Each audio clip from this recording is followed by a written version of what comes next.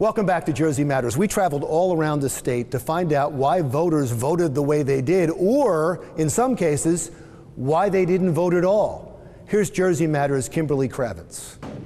We wanted to hear from you, the voters, so we traveled to several different polling locations throughout the Garden State to get a sense of who the voters would like to see in office in 2018. I decided to get a better change. Hope the better. Better change meaning Phil Murphy? Yes. Okay, and did you always vote Democrat? Yes. Yes. So no more Christie, no more Kim? No. Christie don't do nothing for me this year at all. Hope we get better this time.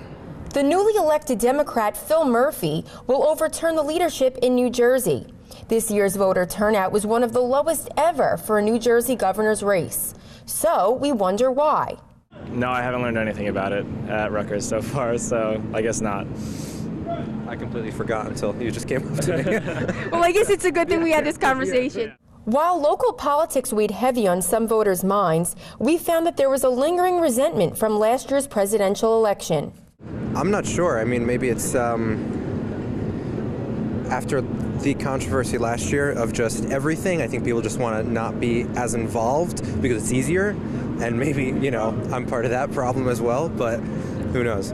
Some registered voters made the conscious decision not to visit the polls because there is a sense of disappointment in all of the candidates. It just seems like every politician is the same, you know.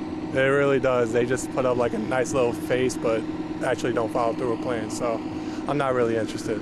Sure. So you've decided that your vote would be, it would not be worth it to vote one way or the other. Yeah, to be honest. I'm waiting on a candidate, you know, that I feel has a strong personal connection with me.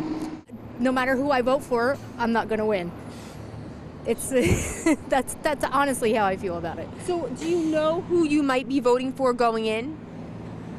To me, right now, it's a toss-up. Then there are voters who ran to the polls and were steadfast in their decision. I'm voting for that guy. I ain't voting for that lady. Murphy got my vote because he's about the people. So at this point, between the two candidates, he was my best pick. Have you always typically voted Democrat? Were you disappointed in Christie's administration? Typically Democrat and disappointed. So you're hoping for some change with a blue state? Yes, definitely. I'm hoping completely. Well, I'm Democrat. No Republicans needs to be in office, and that's all I have to say. I feel great about it. Oh, that's good. So you're hopeful. Yes. And who did you vote for? And Phil why? Murphy. And Phil Murphy, why? Because I feel though he's supporting the college things. My sister's in school and she has to pay for financial aid. And then we have little ones who, you know, you got to make a difference for little ones too. So your biggest issue is infrastructure? Yeah, and the economy. And also he wants to help with the environment, which is really important because New Jersey, like for a long time, it was full of factories. So there's a lot of residual pollution that's like a problem here, and it's affecting our local environment. Yeah, really? So yeah, I feel like he's gonna help with that because our former administration, I feel like it hasn't placed as much of an emphasis on that.